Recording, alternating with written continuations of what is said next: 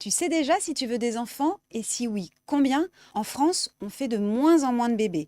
Résultat, les décès ont dépassé les naissances et c'est une première depuis 1945, depuis la fin de la Seconde Guerre mondiale. C'est un peu inquiétant et je t'explique pourquoi. Entre juin 2024 et mai 2025, on a enregistré 651 000 décès contre 650 000 naissances. Cela s'explique par le vieillissement des personnes nées pendant le baby-boom à la fin de la Seconde Guerre mondiale. Et puis les jeunes font de moins en moins d'enfants. C'est pas les premières questions qu'on se pose dans la vie active, c'est d'abord trouver un travail. Est-ce que du coup les gens privilégient aussi peut-être d'autres, voilà, le professionnel et les sorties? Il y a aussi d'autres raisons avancées par les experts. La peur de l'avenir, à cause du réchauffement climatique et de la guerre. Une fois qu'on a dit ça, quelles sont les conséquences de ce changement démographique? Eh bien, c'est pas forcément réjouissant. Moins de naissances, c'est moins de bras et moins de cerveau pour faire tourner l'économie, comme le dit l'économiste Maxime Sbaï.